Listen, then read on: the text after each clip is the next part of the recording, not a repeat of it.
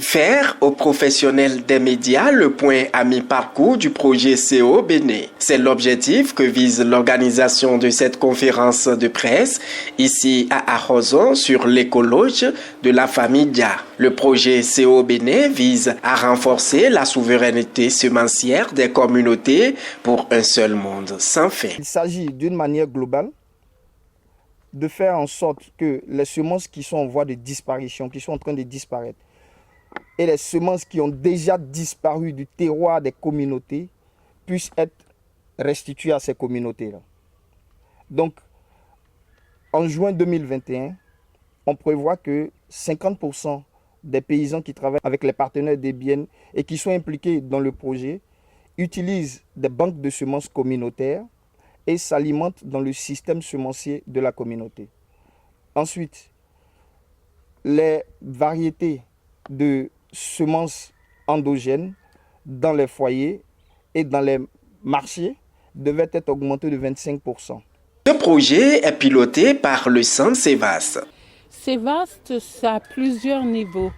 C'est centre d'expérimentation et de valorisation de l'agroécologie, des sciences et techniques endogènes. Ça, c'est le deuxième niveau et ce niveau-là, c'est un niveau de formation en agriculture, agriculture naturelle, agroécologie, comment on peut fertiliser sa terre en utilisant la nature ou lutter contre les ravageurs en utilisant la nature aussi. Le centre est membre du Bureau africain de la biodiversité EBIEN dont le siège est au Kenya. Il est le bras financier et technique du projet CO Béné. C'est la gouvernance écologique des communautés. Nos parents ne sont pas allés à l'école du col blanc entre griffes, mais ils savaient comment conserver la nature à travers les totems, à travers les forêts sacrées, à travers les plantations, à travers les dictons, à travers beaucoup d'activités.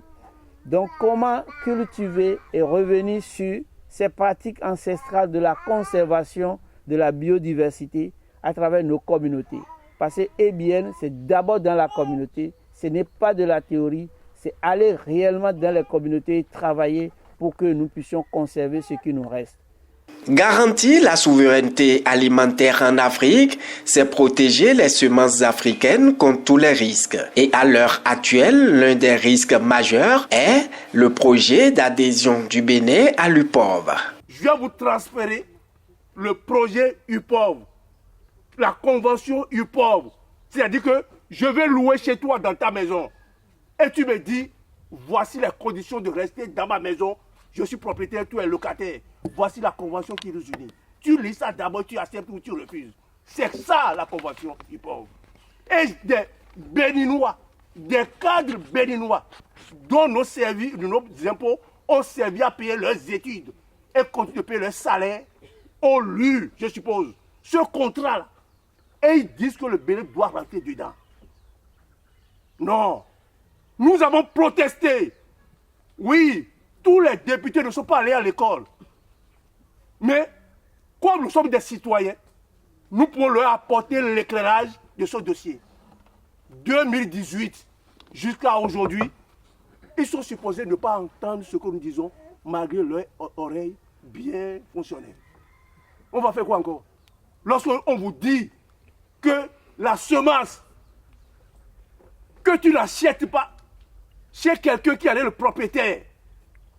Si on voit le vendeur, la vendeuse de coco, la vendeuse de Atassi, la vendeuse de Boku, prendre ces semences-là pour préparer au bord de la voie et n'a pas acheté là où elle doit acheter, on viendra la ramasser avec tout, on va l'amener en prison. Ce n'est pas à elle seule qu'on dit ça. Toi qui as faim et qui est venu la voir pour acheter à manger, c'est à toi aussi que ce message est adressé. Parce que si cette femme ne vient pas là, tu vas manger ton argent. La loi a dit ça. La convention UPOV a dit ça. Les cadres ont vu ça. Et ils ont dit au Bénin d'adhérer à ça. Vous êtes d'accord avec ça? En octobre dernier, on a constaté que le dossier UPOV est encore allé à l'Assemblée. Mais au niveau de la convergence, on n'a pas baissé les bras parce que depuis le 1er juillet, Djinoukou est en train de conduire une dynamique dans le cadre de la convergence qui va nous amener a élaboré une loi sui generis, une loi un peu plus adaptée, mieux que notre loi UPOV. Et comme vient de le dire aussi M. Sabo, en novembre, dans la semaine du 16 novembre dernier, Djinoukou a formé toutes les organisations membres de la convergence sur ce qu'on appelle l'UPOV, et aussi des femmes paysannes ont été formées. Donc ce projet va prendre fin le 30 juin 2020 et je pense que au terme, on va pouvoir déjà avoir une loi qu'on va envoyer au niveau dans le circuit. Mais le gouvernement a quelque chose à faire, c'est d'accompagner l'INRAB. L'INRAB, qui est responsable de ce catalogue-là, c'est l'INRAB. L'INRAB doit travailler pour actualiser le catalogue. Pourquoi il faut actualiser le catalogue? Parce que l'UPOV dit que ce qui n'est pas protégé est appelé variété nouvelle. Toute variété qu'on n'a pas encore protégée à la date où on a demandé. Ce n'est pas à la date qu'on est allé à l'UPOV. La date de la demande déjà là. Si vous n'avez pas protégé une variété, cette variété est appelée nouvelle variété. Et quelqu'un d'autre peut venir protéger, devenir l'obtenteur. Une lutte commune donc qui vise à garantir une agriculture familiale durable au Bénin, car les semences constituent de grands enjeux pour la sécurité alimentaire sur le continent noir.